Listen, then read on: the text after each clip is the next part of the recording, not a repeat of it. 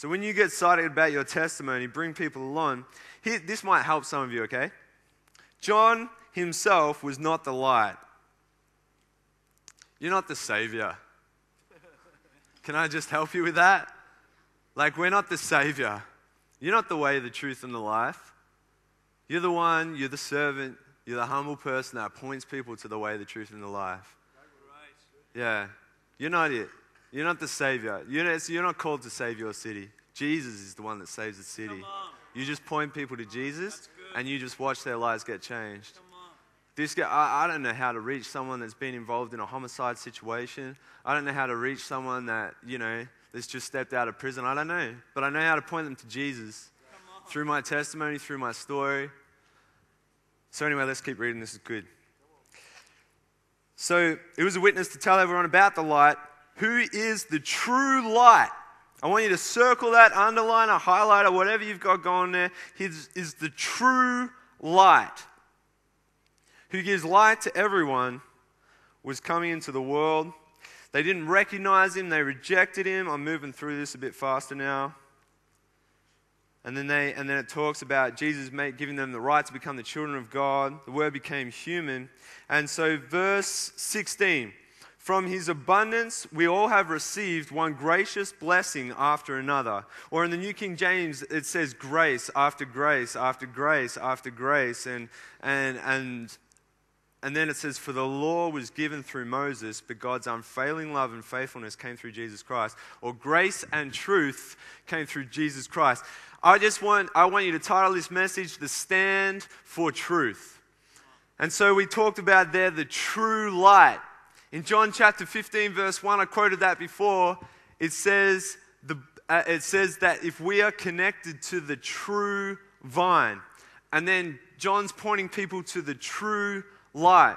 I want you to throw up the image of the city here. When you look at the city of Sydney, and when you imagine that there is 1 million young people doing life in this city, is this the message that covers their lives? Is this the message that's going on? But God's unfailing love and faithfulness came through Jesus Christ. Grace and truth. Look at that image. What's your heart doing right now?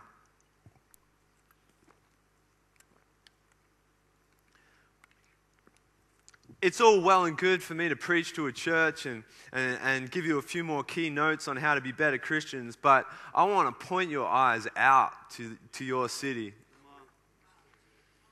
The reason why he was pointing people to the true light and we need to get connected to the true vine is that there is false lights and false vines in our city that young people are getting connected to daily that is stopping them from receiving and being in their full potential in God. Did you know that in Australia, 25% of deaths between the age of 13 and 25 are suicidal? That's 400 people a year in our age group are ending their lives. That's over one person a day saying, I just don't have anything to live for. They're not hearing this message. What vine are they connecting to? What light have they been shown?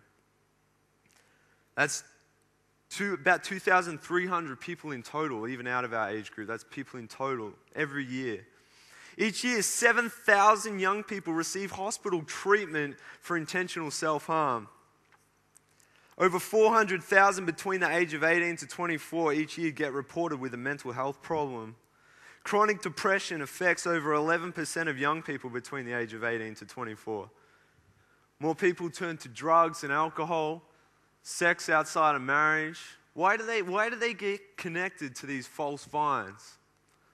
Well, I can tell you a story from Daniel chapter 3.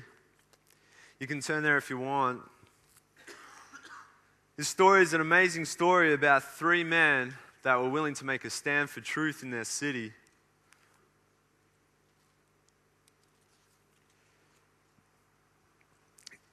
You probably heard this story before. It's about King Nebuchadnezzar.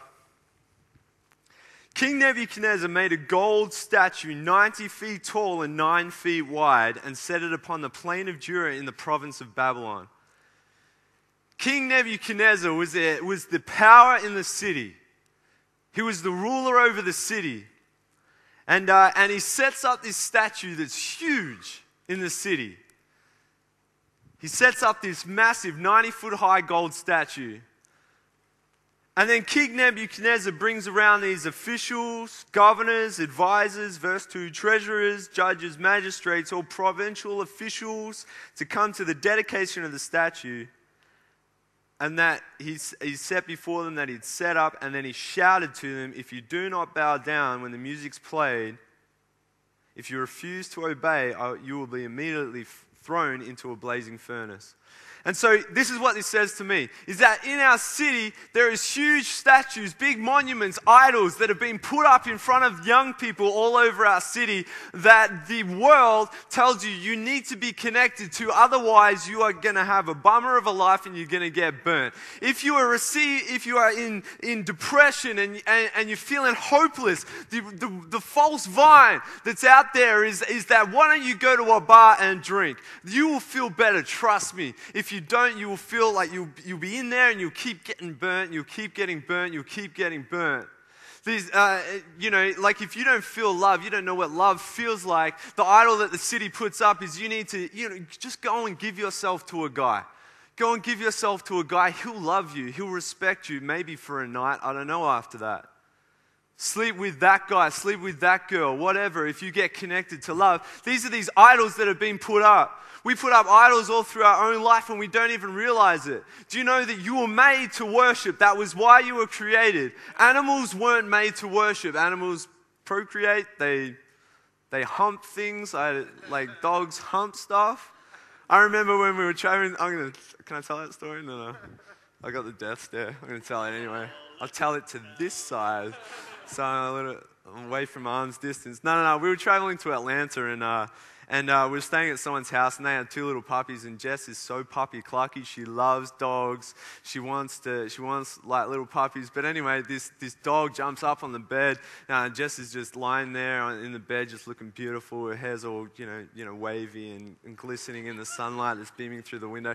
And this dog must have seen that and was kind of somewhat attracted to that. Jumps up on the bed and Jess is like, "Oh, puppy, come and see me," or whatever. And the dog jumps up on her arm and just starts humping her forearm, like just pulsating on her forearm. And I was sitting there, I'm like, "Don't move, I'm getting the camera, this is awesome." And she's like, "No." She's like full on being abused, like, yeah. But anyway, why was I saying that? Oh, worshipping. But